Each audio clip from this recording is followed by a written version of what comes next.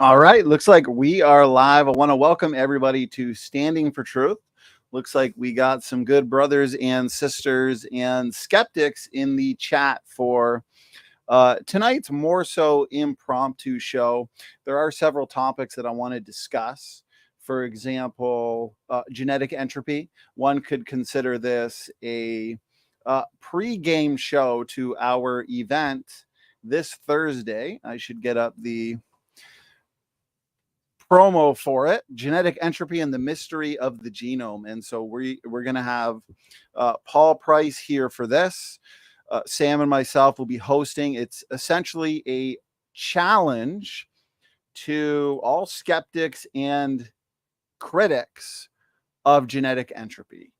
And so it is a general challenge to the evolutionary community. And we are going to engage in some impromptu debate on the topic of genetic entropy.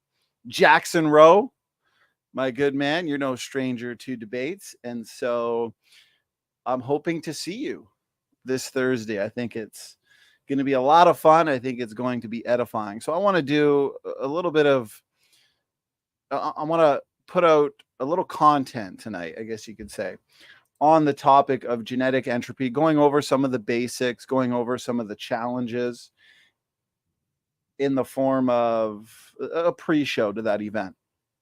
Also, I will be recording probably tonight part 2 to the William Lane Craig Is Evolution a Theory video. I'll be recording part 2. Part 1 I released on Patreon about a week ago, and then I premiered it on the channel yesterday. And so it's great to see the feedback. It's great to see how many people have enjoyed it. I think it hit about 2,500 views in just a day since release. So if you want early access to each part in this series, make sure to sign up to Patreon. You can do so for as little as $1 a month. Part 2 should be available on Patreon in the next couple nights. And then I'll premiere part 2 probably in a week or so. I'm looking forward to the next episode or part in this one because I'll be debunking a couple of my favorite topics, pseudogenes and also junk DNA. And so the fact that William Lane Craig is looking to arguments like pseudogenes and junk DNA in support of evolution, that kind of evolution that says whales and strawberries are related through common ancestry, tells me he's not quite up to date on the technical literature regarding these issues and topics. I really noticed that in the world of theistic evolutionism. You rarely find the theistic evolutionists engaging in debate. You rarely find, if ever, them joining the open mic debate challenges that we do frequently. And so a lot of these theistic evolutionists, unfortunately, they compromise the Bible, and they do so without ever engaging top arguments for separate ancestry. And it really is disappointing. I would like to see more theistic evolutionists at least attempt to engage some of our better arguments, again, for separate ancestry and universal common ancestry, and young earth creation, not universal common ancestry. So I am going to post the link in the chat, especially for any critics that want to join, any skeptics that disagree with what I am going to be saying, especially on the topic of unconstrained genomic sequences and hierarchies. I want to just chat a little bit about Dr. Dan Stern Cardinal's challenge to those who hold to the separate ancestry model. And therefore, anybody in the chat who is pro-evolution and would like to join for a bit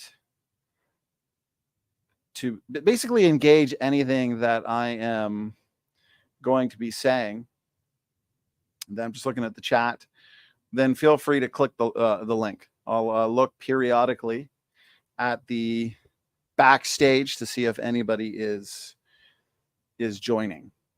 So basically, this argument was presented by Dr. Dan Stern Cardinal during our last open mic. And it was an excellent open mic. I highly recommend people check it out. Jackson Rose says he'll join for Entropy. Okay. We can chat about that in a bit too, once I get onto that topic. So our last 2-in-1 open mic event, I thought it was a fantastic show. I put these on because we want to engage the best arguments that the evolutionists have to offer.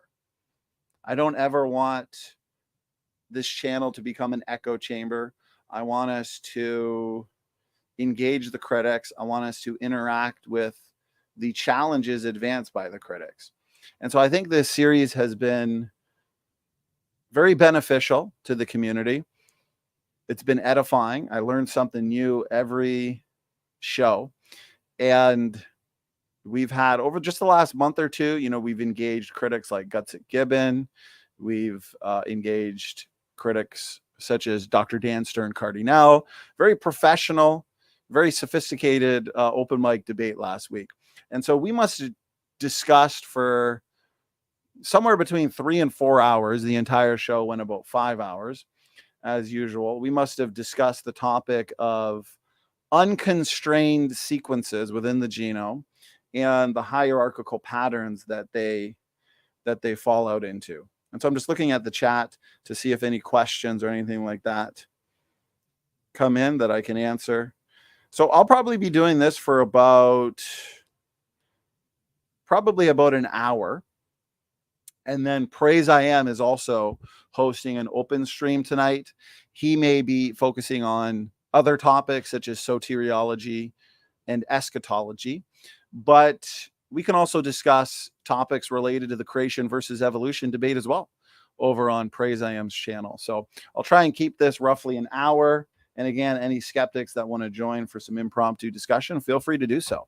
Okay, so let's get right into it. Basically, the argument presented by Dan, I do have one of his slides here. And so first, I do want to thank Dr. Dan for being willing to join the open mic and engage in some professional and cordial back and forth dialogue on some of these technical topics. So he made an interesting point about nested hierarchies in constrained and unconstrained regions of the genome. Basically, you have what's called conserved regions in the genome and non-conserved or unconstrained regions in the genome. And the evolutionists primarily look to unconstrained regions as being non-functional, because essentially they're not subject to purifying selection. Your conserved regions, they tend to be more similar across creatures because they are typically involved in cell processes, organismal processes that are detrimental or fundamental to the health and existence of an organism. A genomic sequence that is involved in development or involved in the heart, in lungs, in brain function, typically if a region of the genome like that is hit with a mutation, then that individual will be removed from the equation because it is detrimental to the health of an organism. It's big enough for selection to see. There's a lot of mutations that occur in what the evolutionists call unconstrained regions of the genome that they would argue are not under purifying selection because those genes are not important enough to the health of the organism or the survival and fitness of the organism for selection to see and do anything with. I like to point out that just because a region of the genome is not necessarily conserved doesn't mean that it's non-functional. There's a lot of regions in the genome that are involved in the immune system, cell stress responses, acting as a mutational buffer, acting in chromosomal structure and integrity, all sorts of functions that are there, but those genomic elements and sequences might be able to endure more mutation accumulation than, say, a part of the genome involved in the heart or the circulatory system. But again, just because a region is not conserved does not mean it's non-functional. Some DNA sequences may be able to tolerate error more than other sequences, or the mutations in these sequences may have functional consequences that we are not yet aware of. We are in the early stages of understanding the DNA language. We are in the early stages of understanding all the ins and outs, all the hyper technical and specific details of the embryological developmental stages, where a lot of these genes are functional and then they're shut off and repurposed a lot of the times. A lot of genes are only functional under and expressed under certain conditions. Again, a lot of genomic regions function as a mutational buffer. There's a lot of redundancy, functional redundancy in the genome. That's great design. There's a lot of over design as well. And so since we're just in the infancy of understanding the DNA language, understanding what's really going on a molecular and cellular level, it would be premature to identify a specific genomic region or a DNA element as being non-functional when the proper tests have not been done. So evolutionary logic is basically purifying selection removes new variants and keeps a genetic sequence the same. And so over millions of years, conserved regions are going to stay the same because selection has been acting upon those regions to keep them the same. Evolutionists also assume if the regions of the genome are not under purifying selection or adaptive selection, they're evolving neutrally and are therefore non-functional. The evidence suggests that there's genome-wide activity, and we can get into all that. For sake of argument, Dan says it doesn't matter if these regions are functional or not. The whole point is there should not be hierarchies in these unconstrained regions if special creation's true. Because the young earth creation model would say, okay, 6,000 years ago, God creates very specific archetypes. You have the original created kinds that are front-loaded with pre-existing genetic diversity and DNA differences. This applies within species. This applies to Adam and Eve, but also across species. And so you have DNA differences, and as a result, you have hierarchical patterns. In the biological world, at creation, where humans are more similar to one creature, let's say today chimpanzees, than they are to another creature like a dog. Human designers, human engineers naturally build in hierarchical patterns. A sedan has to be more similar to another mode of transportation than it is to another. A sedan is more similar to a hatchback than it is to an airplane. And so we find hierarchical patterns in the biological world. We find hierarchical patterns in man-made designs. And so overall, the bigger picture, hierarchical patterns are agnostic. Dan's argument, and these are the kinds of arguments I believe we should engage as creationists. Creationists and evolutionists need to come together and discuss the tough questions. The questions that I would say help discriminate between the models, because there is a lot of overlap in the world of creation versus evolution. What that means is there's a lot of observations, there's a lot of evidence in this world that both models can explain. As a matter of fact, many different models can explain. Okay. But the best way to answer this question of ancestry and origins is to look to discriminatory lines of evidence or differentiating lines of evidence, a line of evidence that only one model can explain. And I would argue, and I've pointed out many times, that there are many lines of evidence that only the separate ancestry model can explain. And that those lines of evidence are typically found in the world of genetics. Honesty Angel, good question. Yeah, I did put the StreamYard link just in case somebody on the evolutionist side wanted to challenge something I was saying. I do my best to convey the other side, to reiterate their argument, If they have a problem or they have a problem with my answer, feel free to click the join link. If we go too far past the hour mark, we'll shut it down here and we'll continue in any conversation debate over on Praise I Am's channel. And so what I can do is repost the link just for any critics in case. Let's see, I'm looking at the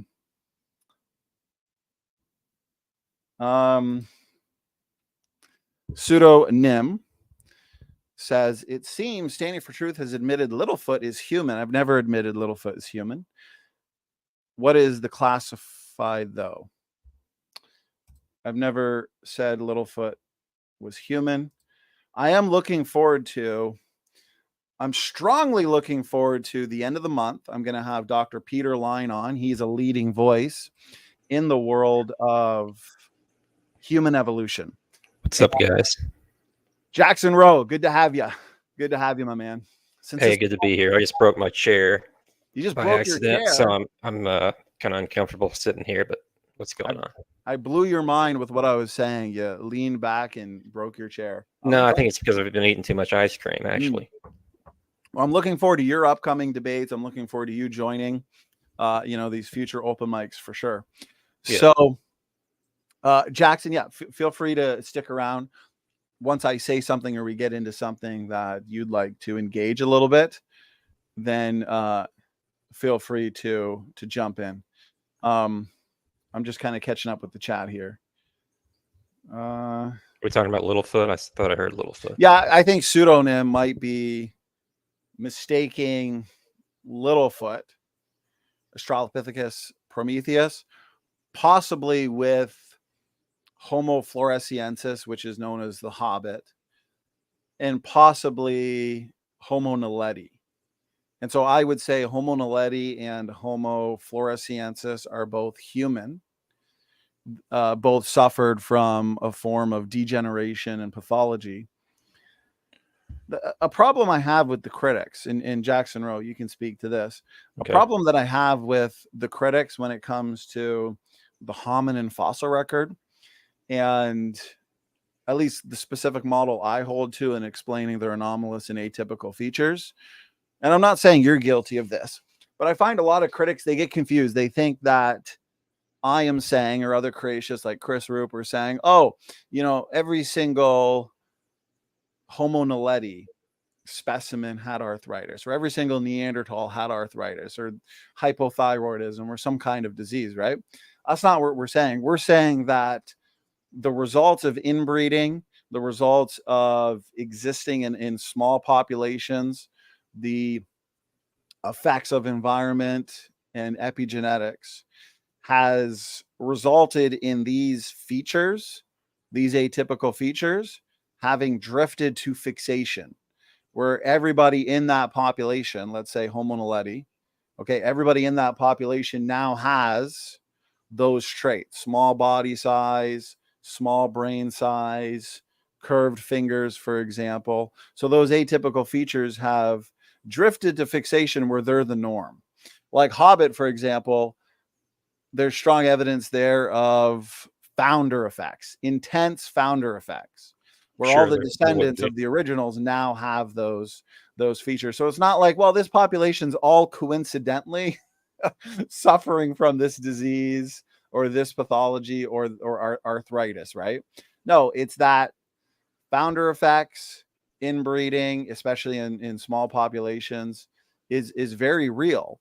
And most certainly after several generations of that inbreeding in a small population, you are going to have fixation. You are going to have evidence of inbreeding. And that evidence is negative. Jackson, what are your thoughts on that? Sure, I don't disagree that Homo floresiensis probably had some founder effects, being bound to a single island, basically, or as far as we know. But I think the standard idea is that it's descended from Homo erectus, not like Homo sapiens. But I know you think that's also a human, right? You don't know nothing, Jack. No, I'm just kidding. Erectus, I would argue, is a pathological form of Homo sapiens. a degenerate form of Homo sapiens. They existed in small tribes. They existed in between 50 and 100 individuals. And so in those circumstances, especially the harsh environment that they existed in, all of these different hominins, what that means is after a few generations, you're basically guaranteed to have evidence of inbreeding. And so Erectus, which is a more degenerate form of Homo sapiens, gets a small group of Erectus basically gets stuck on this island of Flores. And then that group suffers from island insular dwarfism in many ways, and reductive evolution. And so I think Homo floresiensis is a more degenerate form of Erectus. So I do agree that floresiensis, the precursor, is probably Erectus, but I would also look to Erectus as being human. Does that make sense, Jackson? Yeah, I get what you're saying. But I mean, some people do go the route that they say it was all pathological, like pseudonyms, that it was whatever, they chewed a lot. That's why their brow ridge is really big, stuff like that, the Neanderthals. But the problem is that's not your opinion, but the problem I have with creationists that just say, well, name your hominin. You know, their atypical features is because of, you know, arthritis or this disease. Well, you have to look at the babies. You have to look at the children. Do they have those same features? Naledi, for example, you know, do the babies and the teenagers, do they also have the curved fingers? Do they have the same atypical features as the adults? Well, if that's the case, that means these features are fixed in the population. If it was just arthritis, you'd expect, you know, the babies and then the teenagers and the adults to differentiate basically in those atypical features. Does that make sense? You know, you'd expect your adult Neanderthal, let's say, to have those atypical features because over time they developed them, but not the children, right? Right. But here's something you might be able to answer. With all the Neanderthal specimens we found, they all basically have the same skeletal features. Don't you think with inbreeding there would be one or two outliers that wouldn't have so many of the same features? Well, that's my point, is the only reason an entire group like Neanderthal, you know, I don't really like looking to Neanderthal because I think a lot of the features associated with Neanderthal are due to environment. Environment can dictate phenotype. Therefore, I believe a lot of the features associated with Neanderthal, like especially the robustness of Neanderthal, are eco-glacial adaptations. So yes, they were highly inbred. The genomic data says that Neanderthals were 40% less fit than modern humans. Sure. They had massive runs of homozygosity where you look at these stretches of DNA and they have identical letters saying that they basically intermarried with close relatives. Okay, but their phenotypic features, I would say most of them are due to eco-glacial adaptations. I prefer looking to groups such as Naledi, such as Floresiensis and Erectus, where, like you're saying, yes, there's uniformity in those features. And I am arguing that uniformity is because those features drifted to fixation. Right. So of course they're all going to have the features. You would think there would be some specimens before all these features were fixed in the population that show, wait a minute, this one has some abnormal skeletal features that the other ones don't have. Repeat that if you don't mind, Jackson. I'm just sending the link to pseudonym because he's not making any sense in the chat. Let me rethink about what I said. My short-term memory is very bad. Something about, we were talking about Neanderthals. Something about, wouldn't you think we would have some bones before all these features were fixed in the population, and that show some some variation in the skeletal structure? If I understand what you're saying correctly, my answer is yes, and I believe we do find that. For example, with the work I'm currently doing, I think that, I'm just trying to find some slides on it. I think that Noah and Noah's family would have been closer to probably the Homo Heidelbergensis phenotype, because Homo Heidelbergensis seems to be the early stage of a lot of these hominins. They were robust. their bones were quite massive at times. I watched a video of Lee Berger. He was holding up this massive femur, if I remember correctly, and a little tongue in cheek, but he was pointing out like we had some gigantic hominins existing. And I think he attributed it to Heidelbergensis. And if you look it up, there seems to be a lot of data suggesting that Homo heidelbergensis, existed at 7 feet tall, some of them.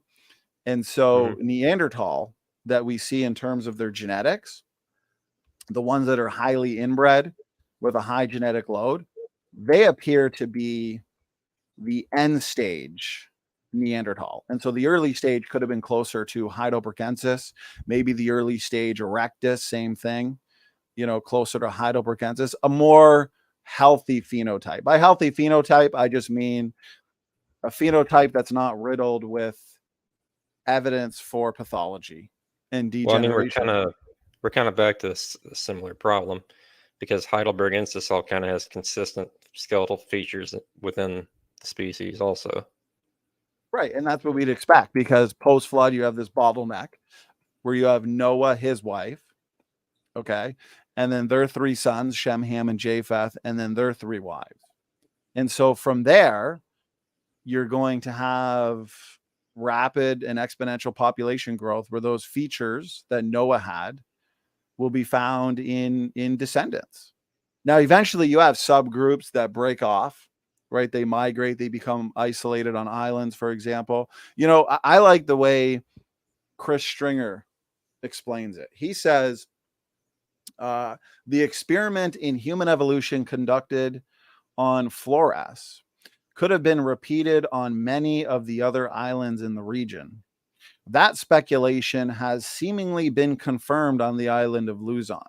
And so basically what we have in the past with these hominins is we have very rare, very atypical evolutionary, I would call them reductive evolutionary experiments going on that we don't see today. I mean, we have these harsh environmental conditions. We have just a few individuals founding a greater population, basically, where you've got intense inbreeding, intense founder effects, combined with extremely harsh environmental conditions. And the result is, as Chris Stringer says, the result of these experiments are hominins like Naledi, very atypical, like Floresiensis, where reductive evolution has basically resulted in the small brain sizes we see, the degenerative features like the curved fingers. Is what I'm saying making sense at all? If you have an objection, go ahead. I mean, I follow what you're saying, yeah. So, yeah, the point is, it's not like, well, okay, we have... So, for example, here's Chris Stringer again, right? These are quotes from evolutionary paleoanthropologists. Notice what he says. Others, such as me, wonder whether the Luzon finds might eventually turn out to be a variant of the already known Homo floresiensis. That's what I say, is these various isolated populations look the way they do because of the conditions they're associated with. Notice what he says here. We know that island isolation can be a catalyst for some odd evolutionary changes, including, and notice this is fascinating, reversions to apparently primitive states. So he's saying reversions to primitive states as in like more Australopith-like, right? More primitive as in pre-human. But I would argue that should actually be reversions to apparently more degenerative states, or states that maybe didn't even exist before Floresiensis, before Naledi, because you're having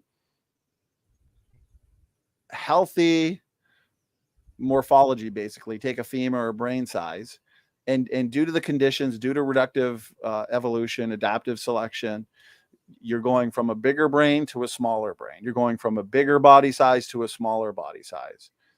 You're going from straighter phalanges to more curved phalanges. He calls that primitive states. But he is saying that these isolated conditions that we see the hominins associated with, they're a catalyst for some really interesting changes or Sure. adaptive episodes. And but the thing is, Jackson, those would become fixed. So what you're saying is a great question, and that's why I disagree with certain creationists that say, well, these features are because of arthritis or hypothyroidism or this disease or that disease. But if that were the case, not every single individual, including the kids, would have those atypical features. No, but if through founder effects, genetic drift, and fixation, which occurs in small populations, then yes, every single one of those features would drift to fixation, and therefore those features are now the norm of that population. So if you find an individual that is categorized as Homo floresiensis, they're going to have that same set of traits. Go ahead, speak to that a bit, Jackson. Yeah, I don't really know much about Floresiensis, but I mean, I spend my time mostly on the Australopiths and stuff like that. Well, Jackson, you've been doing a lot on your channel. You've been doing a lot of work. Okay. I drank a lot of coconut water before I started. So why don't you just for a minute, tell the audience what you're up to at your channel, also what you have planned for the future, including any upcoming debates, anything like that. I'll be back in less than a minute and we'll continue this conversation. Jackson, go ahead. All right. Okay. He has to go to the bathroom, so I'll take over. I noticed someone mentioned I have a snake in my picture. That's not because of some Bible reference that I'm like mocking the, Genesis or something. That was my pet snake. That was my green mamba. The government got pretty mad at me about that. I don't have it anymore, so that's what that's about. Anyway, I've been talking a lot about genetic entropy and like mostly carbon-14 lately, transitional fossils, stuff like that on my channel. That's pretty much all I've been doing. I'm going to be carbon dating some. Oh yeah, I do like exotic pets. I'm going to be carbon dating some samples actually here pretty soon as an experiment. So that'll be interesting to see what comes of it. Kind of as an answer to the rate experiments. I'll talk more about that when it comes out. There were salamanders, bubblegum, not lizards. And I saved them from being eaten.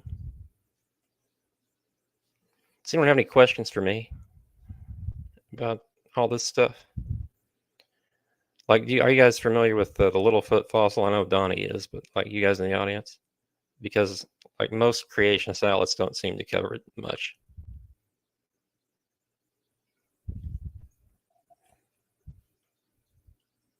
Jackson, I'm really looking forward to if, we schedule the Robertson Genus. Oh yeah, I got the slideshow already made up. Pretty much. Geocentrism debate. I think that'll be a lot of fun. Yeah. So my question is, aside from your Australopithecines, okay, Dr. Peter Line and I, we are going, and hopefully you'll be there in the live chat, Jackson, to ask questions and raise some objections and challenges. The hominids, those in the human line, although you'd have the Australopithecines in the human line too, but the Homo genus, right? Floresiensis, Naledi, Heidelbergensis, Neanderthals, those that we would both agree are more human. You might say primitive human or pre-human. Nonetheless, those features, if they were to drift to fixation, as we understand is the case in instances where we have a group that exists in a small population, they're inbreeding, and the environmental conditions associated with that population are harsh, right? Think about it. Neanderthals lived in the cold, ecoglacial environments. They were highly inbred, existed in really, really small populations. Floresiensis was stuck on an island, highly inbred. They find elephants on that island that are dwarfed as well. Okay, so environment dictates phenotype and morphology. Luzonensis, same thing. Naledi found 15 individuals within a cave. Okay, so all of these examples would tell us that, okay, these atypical features have become fixed. And that's how me as a creationist would explain it. That's the model that I hold to, right? Post-Babel dispersal, many different groups migrate to less than ideal parts of the world, islands, just horrible environmental situations they exist in. And what happens is we get evidence for degeneration pathology. Does that make sense, Jackson? Do you see any major problems with that at all? I mean,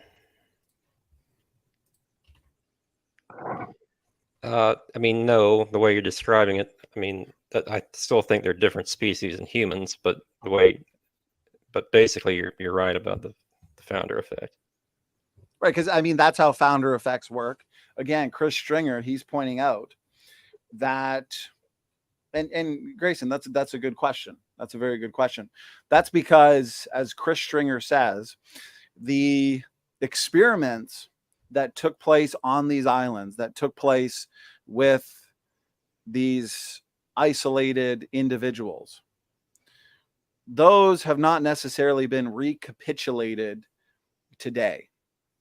Those were some very anomalous conditions. The cold ecoglacial environments of the Ice Age, these islands where we have a small group existing for generation after generation after generation.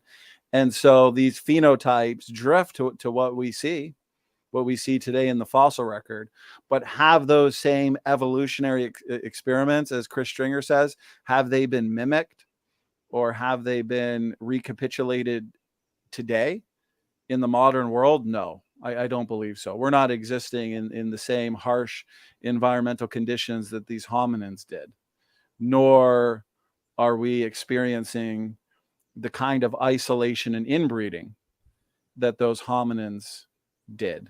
What about the North Sentinelese? They're stuck on an island and they look pretty much human. I mean, they are human. They look human. Well, it's going to come down to how many generations are they stuck on that island, the environmental conditions associated with their isolation, with their inbreeding. And so I'm going with what Chris Stringer says, that yes, these kinds of isolated conditions, these types of anomalous situations are a catalyst for some very interesting evolutionary changes. And then those changes, they become fixed, where everybody has it. So it's not like, well, this one individual has arthritis and then coincidentally everybody else got arthritis. No, it's those features are the norm within that population. So Donny, we have a pretty big sample size of populations being isolated to islands. Like Jackson brought up the North Sentinelese, which have certainly been there for very many generations, but there's all Micronesia, Polynesia, all throughout the oceans. We have like a sample size that's very, very large of isolated island populations, and none of them have become anything like Homo floresiensis or Homo naledi, or like they're all still anatomically human. None of them look anything like these other, what you're saying are pathological, like Homo erectus. None of them skeletally, they all look Homo sapien. And just one other point, like when you talk about Homo erectus or Neanderthal, those were not isolated populations at all. We find Neanderthal and Homo erectus spread over multiple continents. Appreciate those points. Grayson, welcome to the show. I'm glad that you're here because my next topic that I was going to go into is the unconstrained sequences and the hierarchies they fall out into. And so it's good to have you here because you'll be able to engage that. To respond to, firstly, for the audience, I'm pumped for your debate with CJ Cox coming up on Exodus. So you're going to be an Exodusologist soon with all the study you're doing, reading the book of Exodus. So I'm impressed. Okay, so in response to what you're saying, we'll start backwards. Neanderthals and Erectus, they existed in small tribes, but I agree with you, they were widespread. Neanderthal existing all throughout Eurasia. But each group of Neanderthal existed as a small tribe, maybe somewhere between 50 and 200 individuals. Okay, just kind of throwing a number out there, but definitely a few individuals. And that's exactly why their genetics, and I'd predict if we got the genetics of Erectus, we'd find the same thing where you have just these. That's not how that works, Donny. You need to calculate the effective population. You don't just look at like how big their closest kin group is, because that's not how mating patterns work. You have to calculate the effective population size. It's a calculated value. It's not just based on how big the average number of people that they hung out with is. I agree with you that we need to calculate the effective population size, but I don't believe considering that helps your case or refutes anything I'm saying. What do you believe the effective population size for, let's say, Erectus was, or even Neanderthals? I've got no clue. I wouldn't be comfortable offering a guess, but we could certainly look it up and see if it has been calculated. Look it up. And I would argue that whatever it is calculated as is probably a strong guess, strongly inferred, because yes, we find bones of these individuals, but we only find a few, like Naledi, we find 15 individuals, right? Well, how many individuals in total? What was the effective population size of Naledi? I mean, I think you're just guessing basically. But my point is so let's say effective population size, Neanderthals, 30,000 across Eurasia. That's okay. probably pretty high even.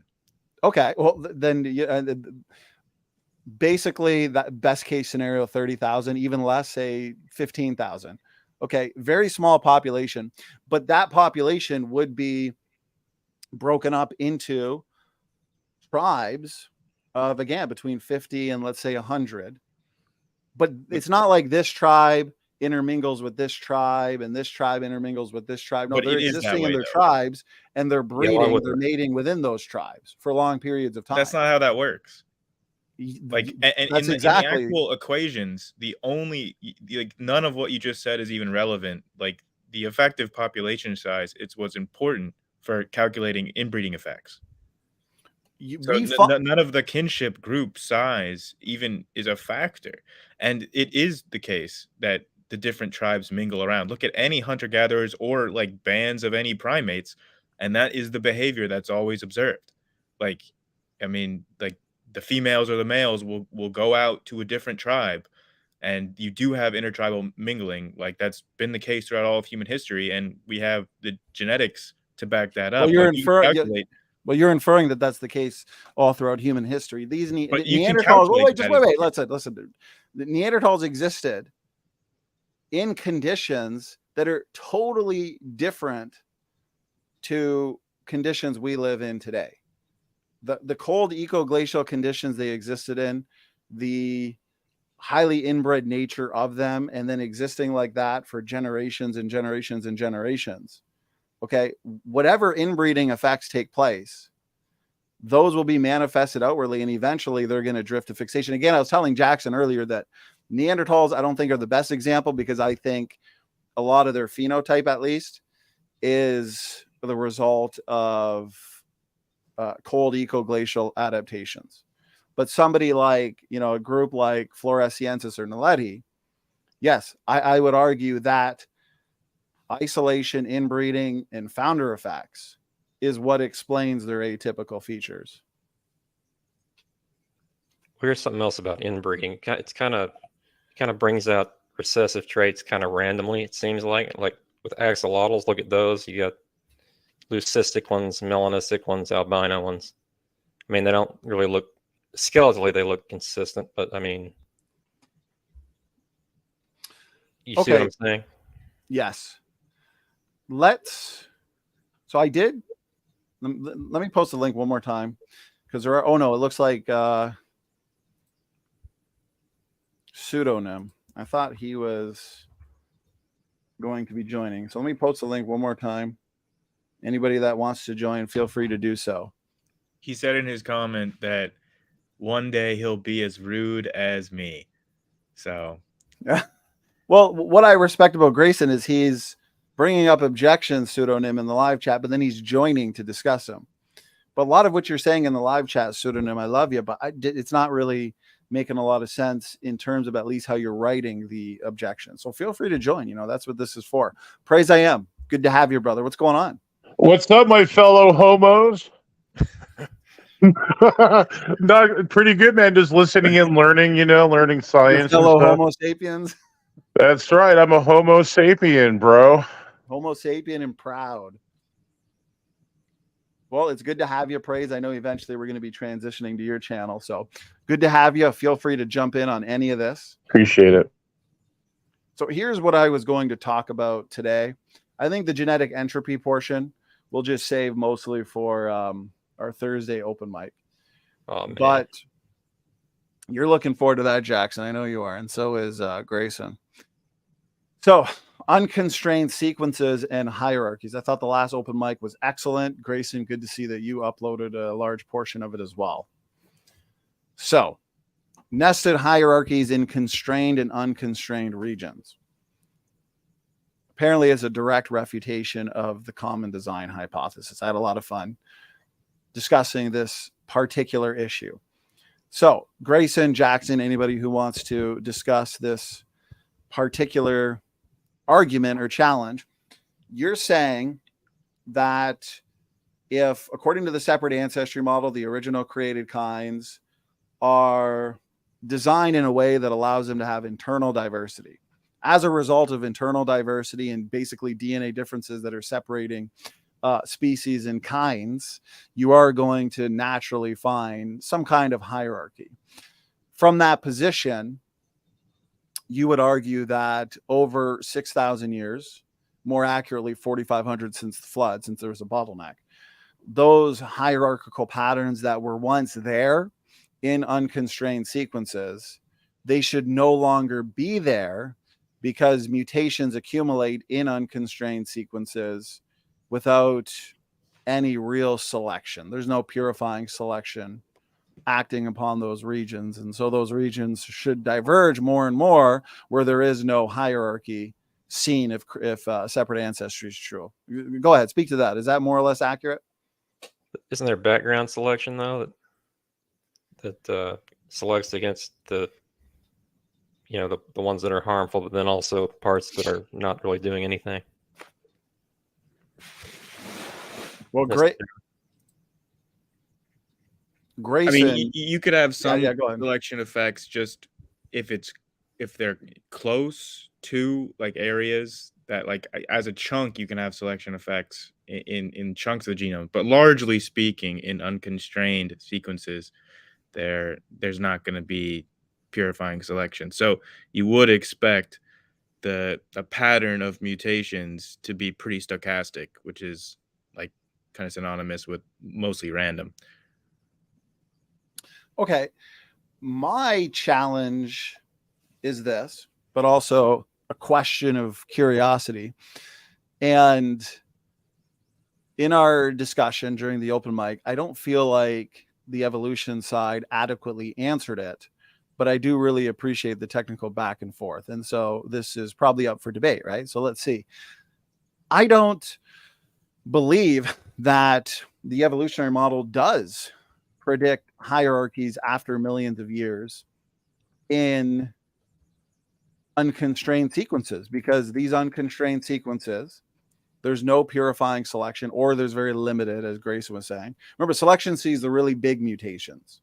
Those are the ones that it sees. It can amplify the best beneficial mutations, but largely, and what we see in unconstrained sequences, largely what we see is an accumulation of neutral mutations. And so they're not subject to selection. And so they build up over time and they drift through genetic fixation, randomly for the most part. And some drift to fixation. Anyways, over millions of years, if we have all these mutations accumulating generation after generation without selection in these unconstrained regions, then today we shouldn't find any consistent hierarchical signature, because those mutations should have scrambled or muddled the unconstrained sequences to the point where there is no hierarchy. Can you speak to that, gentlemen? Yeah, I can pick that up real quick. I think it's a basic question of numbers. So you and Matt like bringing up that CO1 gene study, right, with the DNA barcoding. I just want to point out, because I didn't get to address it in the last open mic, but I just want to address that is not talking about the sequence. That's talking about barcoding, which is like different things. But in that study, you point to basically the conclusions that they have, that that for most species, the CO1 gene kind of looks different to barcoding after like 200,000 years for like over 90% of species, right? So that CO1 gene is less than 700 base pairs. So basically you're kind of starting to get a different barcode after like 200,000 years for 700 base pairs. So then if you're talking about the total unconstrained regions, you're talking about billions of base pairs. So for 700 base pairs, it takes 200,000 years to get a different barcode. So for it to lose that pattern nested hierarchy, I mean, just do the math. I mean, for 700 base pairs, it takes 200,000 years. Right. How much would it take for billions of base pairs? So a 200 base pair region. Just a second. My wife's bringing me a bottle of water. It's right here. Yeah, Donny drinks a lot of water. it's not perfect because it's DNA barcoding, and it's not Right. really it's not really looking at whether or not you can reflect nested hierarchical patterns off of that, but just as a proxy to gain an understanding, you can look at that CO1 gene study. And that's a good proxy. 700, what? I agree. That's a good proxy. That's yeah. a good, for 700 base pairs, you get a different barcode after about every 200,000 years. Yeah, that's So a good then- control. Yeah. So then if there's, estimates are anywhere between 80 to 90% of the human genome is non-constrained. So that's out of what, 4 billion? So that's going to be only like, 3.5 billion, let's just say, unconstrained base pairs. How long until you get until the nested hierarchical pattern disappears from that? I mean, it would be many billions of years. Okay. Before I give you a strong rebuttal to that, I feel like I need to ask you a few clarifying questions just to make more sense of this argument. Unconstrained. What's your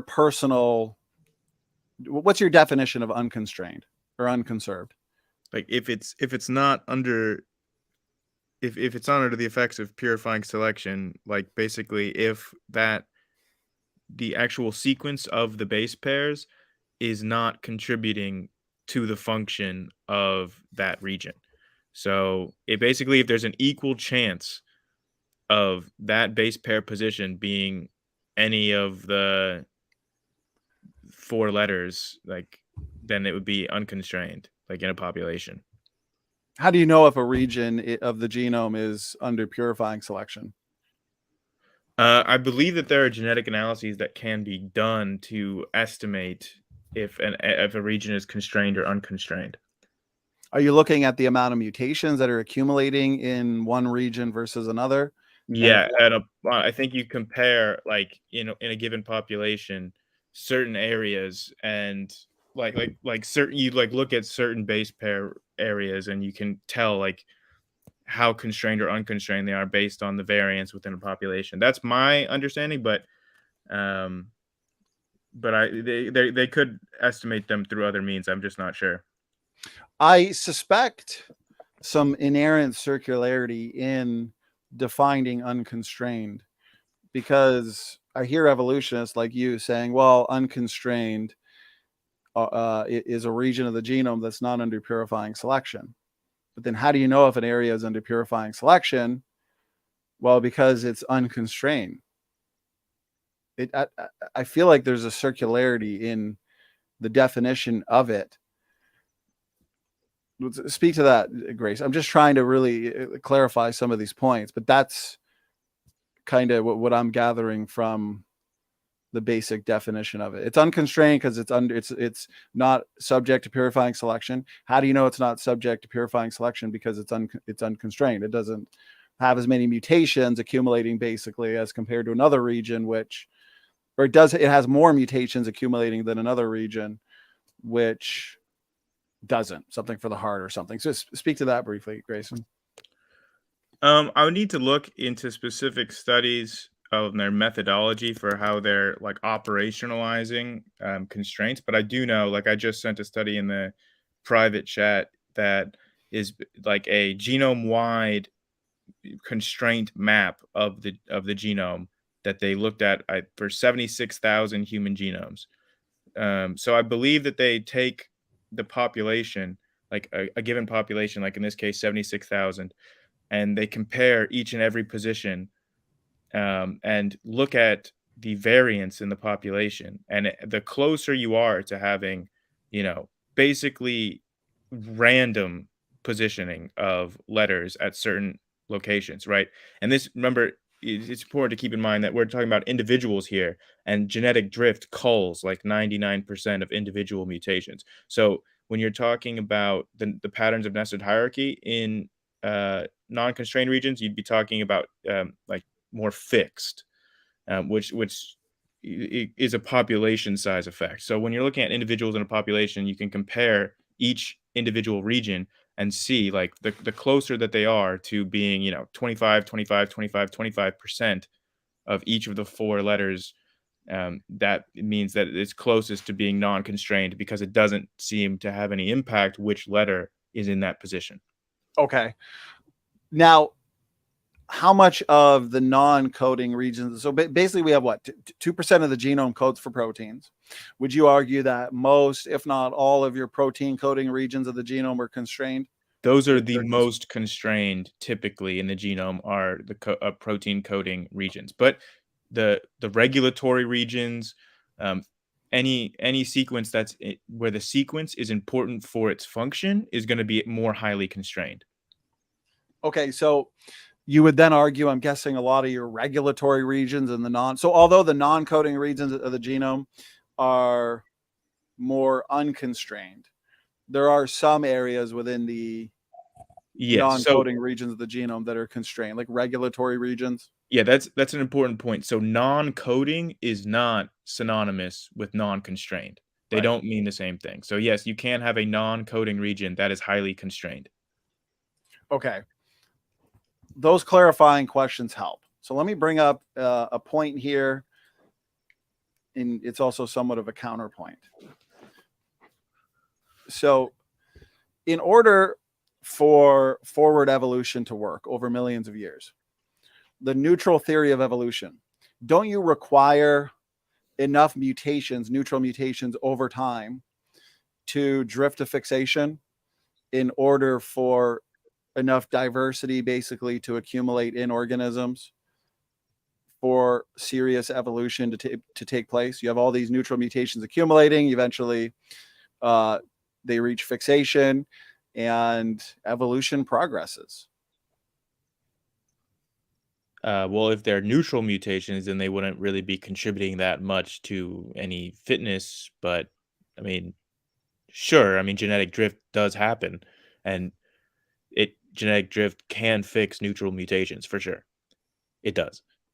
So if you have, just throw a number, say you had 50, let's say the per generation neutral mutation rate was 50, right? As Fatuma says, since on average it'll take 4 NE, basically how long it takes for mutations to drift, neutral mutations to fix to be fixed in a population, generations for such mutations to reach fixation, about the same number of neutral mutations should be fixed every generation. In the evolutionary scenario, you have mutation drift equilibrium. Okay, but for the young Earth creation model, for the audience sake, because Grayson, I know you already know this, we don't have enough time to reach an equilibrium where we have a lot of substitutions taking place. I'd argue, yes, after the flood, you have 8 people. And for, somewhere between 500 and 1,000 years, the human population doesn't spread out to all parts of the globe. So you can have some fixation there. But since that's spreading out, you've got no fixation. It's too slow. People are spread out. So, but in an evolutionary model and time scale, you have mutation drift equilibrium. And therefore, with the longer time scale, the number of neutral mutations per generation that accumulate, that same number equals your fixation rate. So say we had 50 neutral mutations per generation, the per generation rate, you'd also have 50 mutations becoming fixed per generation. So that would as a result, over millions of years, muddle this hierarchical signature more and more, because that's a lot of mutations that are becoming fixed. When a mutation gets fixed, it's now stuck in place where every single individual in the population has it. If genetic entropy is true, and we're going to talk about this in great detail on Thursday, and those neutral mutations are more so nearly neutral, as in they're slightly deleterious, that's actually irreversible, unless you get a back mutation, but it's pretty rare, but irreversible damage in that population, because that nearly neutral mutation is now fixed where everybody has it.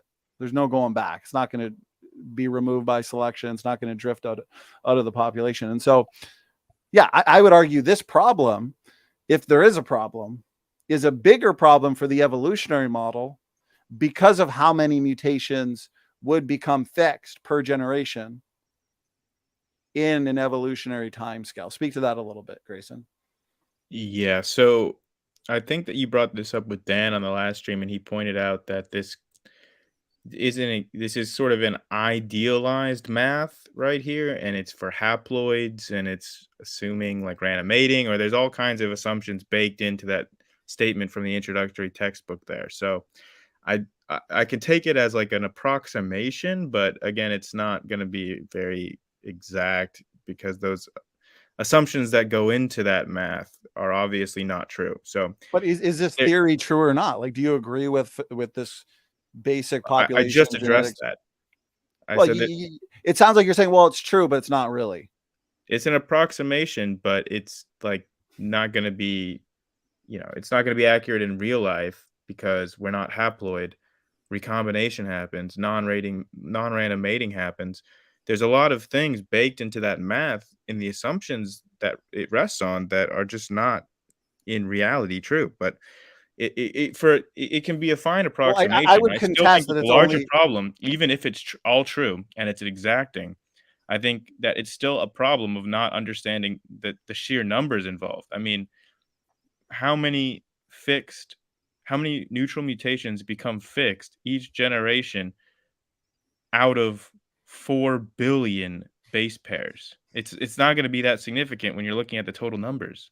Well, so if the rate of fixation of neutral mutations equals the neutral mutation rate, if it's 50, if it's 100, if it's 10, that's how many are becoming fixed each generation. But over the course of a million years or millions of years with the evolutionary time scale, that's a lot of episodes of irreversible or nearly irreparable damage. Where basically these neutral. Right. And that's the question. Are they completely neutral, or are they nearly neutral where they're only slightly deleterious?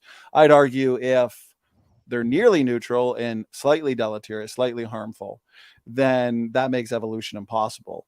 Yeah, you're going to have to argue that they're completely neutral. There's no deleterious effects. So what's that? What you're saying is called negative epistasis, which means that all of these slightly negative effects add up to be a large negative effect, and that's not observed. Like, we haven't observed negative epistasis happening. I mean, it's just something that we don't observe. These seem to be, for all of our observations, neutral mutations that are not adding up to have some.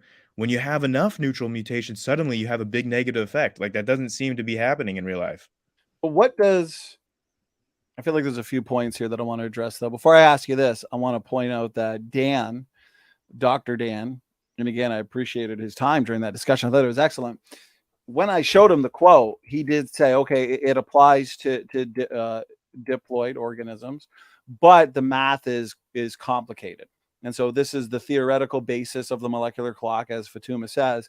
But when you start accounting for various things, then it becomes more multi-dimensional.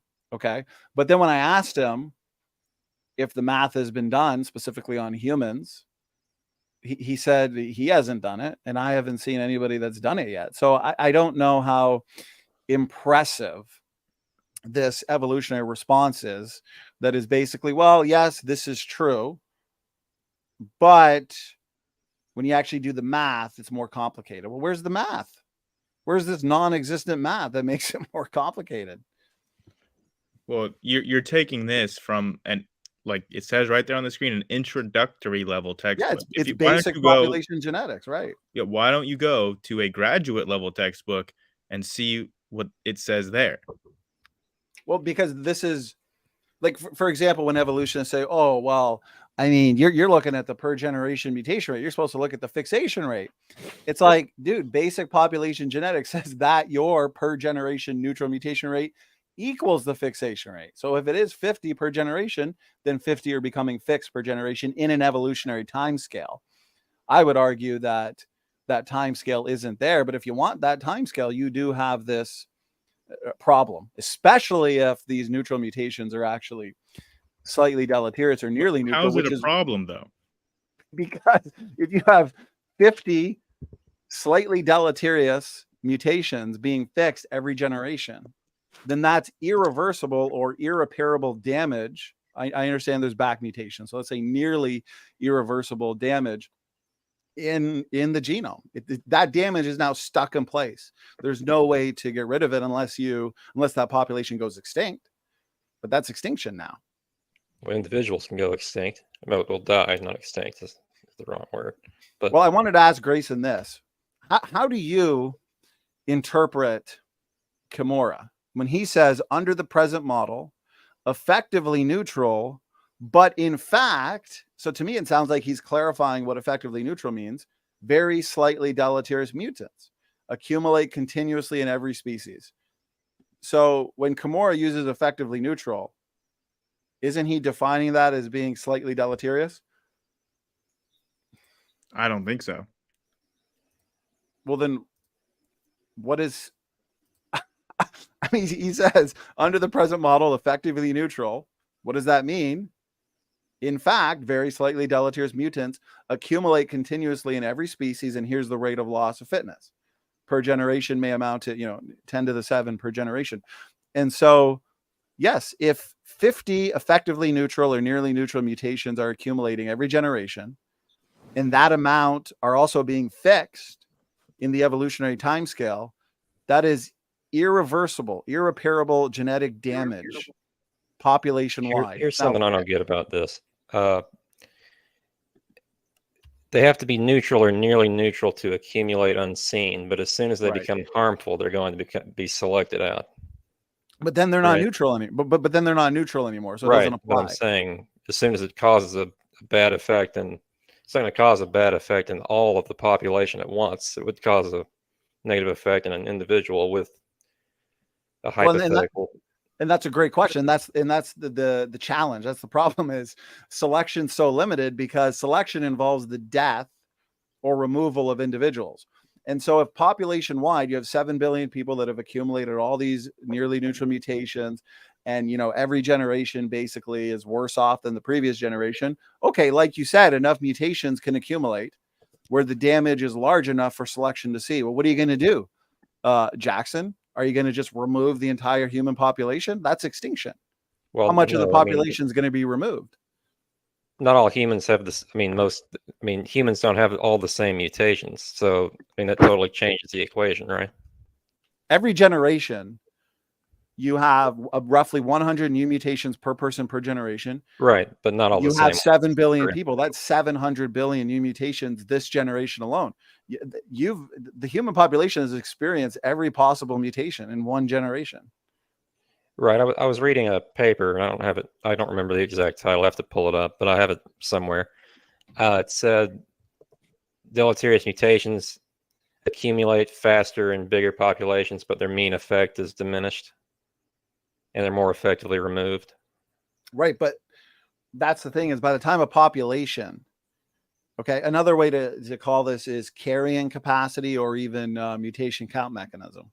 By the time a population reaches a point where the genetic load is so extensive that Mother Nature selection can now see it, that population has descended into such genetic sickness that the only way selection can save the day is basically extinction. But extinction's not good. Here's what I don't understand about that. What I'm saying is not all humans are going to have the same mutations. The same mutation rate, yes, but not the same mutations. So as soon as something negative builds up in one, maybe that individual would die, and a more fit, so to speak, genome person would continue to live, and it would just kind of reach an equilibrium, right?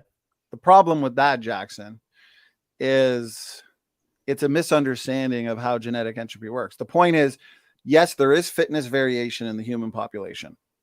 Okay, some individuals have more deleterious mutations than others. But it's that every single generation as a whole is more mutant and more worse off than the previous generation. Like me today, you today, we're more mutant than we were yesterday. We're more mutant than we were 10 years ago. And so, yes, there is fitness variation, but nonetheless, population-wide, every single human being is multiply mutant, and every single human being is more mutant than the previous generation. And so if you were to invoke, for sake of argument, unrealistic selection, you removed 50% of the population, but it was only 50% of the worst mutants, those that actually have the most deleterious mutations. So you got rid of, say, 4 billion. Well, you're still left with 4 billion people that are more mutant than the previous generation. And so even though you've removed the worst from the equation, those that you're left with All right, let's say are that still happened. worse than the previous generation. Does that make sense? Let's just entertain this and say that happened. 4 billion people with horribly harmful mutations died, and 4 billion people with pretty much neutral mutations lived. And then the population would get back to that level, 8 billion again. And then the process would repeat again. And that kind of reaches an equilibrium. That's a great point. But the problem is, a great point to engage, that is. So you're left with the 4 billion people that are still more mutant than the previous generation, right? Well, now that population continues to grow where you get another 8 billion people, however many years that takes place. Well, those individuals now, say 100 years later, whatever it is, they're still way more mutant than the generation was 50 years before that, or 20 years before that, or 10 years before that. So yes, selection can certainly slow down the process, but it's never actually going to solve the process, because again, every generation will be more mutant than the previous generation. And eventually a population will descend into such genetic sickness where you're basically just going to get a mutational meltdown. It's tough because eventually a population reaches a point where it kind of, it becomes more of a, not that it's less of a problem, but that population can stay in that condition for, an extended period of time, but they're staying in a condition that is essentially mutant. Donny, does that make sense? My screen? Yeah. So I would just want to point out that what you're saying is not true if there's such a thing as neutral mutations, effectively neutral mutations. And I found the rest of that quote, as you can see here. Sorry. As you can see here. Okay, my computer's kind of, okay. This is the quote in its context. So first of all, I want to point out that he's not talking about all effectively neutral mutations here. Like when you read it in the context, he's talking about different issues that could potentially arise. And again, this is in 1979. Further work has been done. But in this original paper, he's talking about there could be effectively neutral mutations that are in fact very slightly deleterious, that can slip under that threshold of being visible to selection, right? So he's not talking about all effectively neutral as you're trying to make it sound, like when he's saying that you're trying to make it sound like he's saying all effectively neutral mutations are in fact very slightly deleterious. He's not saying that. It's not. Well, no, I'm not saying. I'm saying when he uses the term effectively neutral, that's what he means. But that's not what that is not the case. That's what I'm saying. That is not the case. Well, where does he say that? Have under that big umbrella of effectively neutral, you can have very slightly deleterious mutants. That's not to say that all effectively neutral mutations are very slightly deleterious. He's not saying that. Like, he's saying that these very slightly deleterious mutants can fit under that umbrella of effectively neutral and kind of smuggle in, which is what you're saying, that this can build up. That's what he's talking about here. Well, and then that's you have to read until the end where he says that whether this small rate of deterioration in fitness constitutes a threat to the survival and welfare of the species is a moot point, but it can easily be taken care of by adaptive gene substitutions. Like, he answers the problem right there. You just only were quoting the first part. Well, I appreciate you pointing that out, but I'll go back to the quote that I had. I have that part in there, and notice here. Oh no, wait, right here. Whether such a small rate of deterioration in fitness constitutes a threat to the survival is a moot point. This will easily be taken care of by adaptive gene substitution. So he's saying it can be, but he never actually did any work. He never provided any math. He never ran any simulations to. Do you know that for a fact? Demonstrate. Yes. He never examined this argument or this assertion basically comprehensively, but also. Do you know that for a fact, though? Like, are you just saying that he didn't do that in this paper, or you're saying throughout his whole career? Because he's a very established geneticist. Well, where You're did saying he? that he never did that. He never constructed any mathematical models showing that to be the case.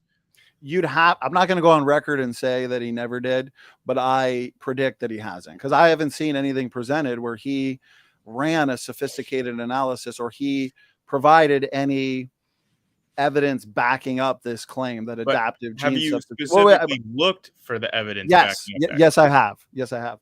And so, and it's not found. He makes an assertion, and maybe he's hoping other population geneticists actually look into that, but no sophisticated analysis of this assertion has been done. I can be corrected if somebody presents me with. I definitely would like to hear Zach Hancock see if he agrees with you on that. Okay, but I wanted to point out a lot of this as well depends on how much of the genome is functional, because I have a feeling Kimura is saying yes, those effectively neutral mutations that are very slightly deleterious are those that are occurring in, say, a non-coding region of the genome that's maybe functional in regulation or something. And so they're going to have to maintain, I believe it was Kondrashov as well, who argues the genome is no more than 10% functional, in order that the majority of the genome can actually absorb these neutral mutations, making them absolutely neutral and not slightly deleterious.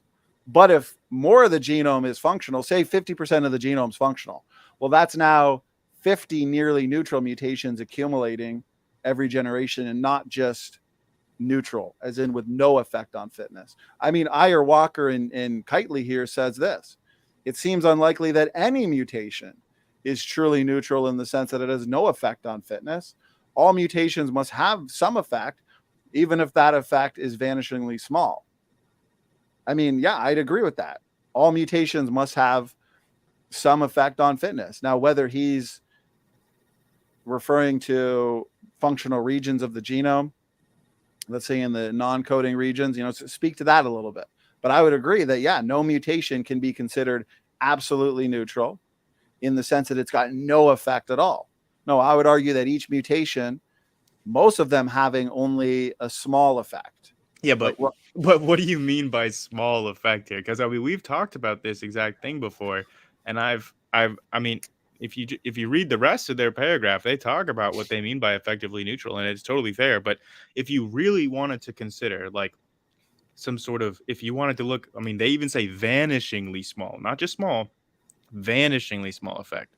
So if you really wanted to consider like on a minute scale the impact of the fitness of every single mutation, well, obviously to produce each letter of the gene of the DNA, like the A's, the C's, the T's, the G's, is going to have a slightly different biochemical cost in terms of the amount of ATP and resources it takes to create like a purine or pyrimidine. Like, these are different chemical compositions. So obviously they're going to have different energies involved in creating them. So even if you just have a mutation from like, an A to a T, well, suddenly you've changed the total amount of energy cost by a very, very, very small amount, but a change So yeah, obviously you can calculate that it has an effect on fitness, but it's so small that it's negligible for all intents and purposes. I would argue that a single spelling mistake in a book the size of an encyclopedia, that is vanishingly small.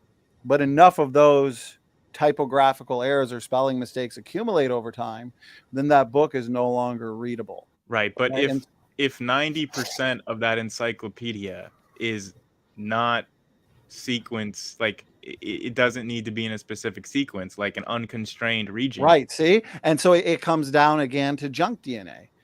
If the majority of the genome is junk, let's say only 10% is truly functional, then yes, you're going to say that the majority of these mutations, say the mutation rate's 100, only 10 of those are going to be nearly neutral or effectively neutral, as in slightly deleterious, because the rest of them are landing in positions in the genome that's just neutral junk.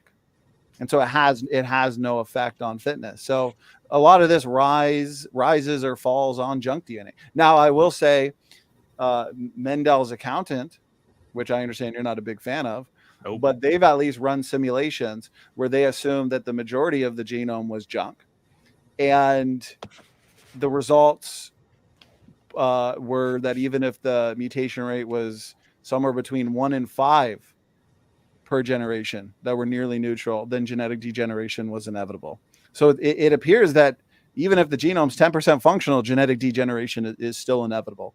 But Yeah, again, that's going to rise or fall on a debate dealing with Mendel's accountant. So but two things. One, the consensus among geneticists is that junk DNA is very real and exists and can be demonstrated to exist. That's the consensus among the experts in the field of genetics. Two, speaking specifically about Mendel's accountant as a model, I want to just ask you to be skeptical, and I want to ask you to look at the assumptions that go in to the math of Mendel's accountant and ask yourself if those are reasonable assumptions to make. okay, I want to point out a couple things. Since we just argued extensively about junk DNA, we're gonna leave that for now. Okay, obviously you believe most of the genome is junk. I would argue that most of it is functional, and we just engaged that for a while the other day. But going back to the unconstrained regions and the hierarchies that they fall out into, okay? My first point, I would contest the claim that this is predicted by evolution, right? You've responded, you've given some points to consider. But the points that you've made equally apply to the creation model, because firstly, our time scale is only 4,500 years. Those unconstrained regions comprise a lot of DNA base pairs. Yep. They're massive. Again, only 2% of the genome is protein coding, 98% is non-coding. I understand not all of those non-coding regions you'd consider unconstrained, but most is what I remember you saying. And so it's like 80 to 90% of the genome is non-constrained. Okay. So in 4,500 years, we're not going to have substitutions. The neutral mutation rate is not necessary. We don't have the long evolutionary time scale for there to be this mutation drift equilibrium where you basically have your neutral mutation rate equaling the fixation rate over time. So we don't have those instances really where you've got irreversible damage, where you have all these mutations becoming stuck in place or fixed. Yes, after the flood, I do believe we have rapid fixation during that time period. But once people spread out to all parts of the globe, well, the genetic fixation is going to be very rare. So my point is, we only have 4,500 years for mutations to accumulate in your unconstrained regions. 4,500 years is nothing. You're not going to get a significant alteration in those hierarchies that were there at creation. You might get some change, but you're not going to get a whole lot of change.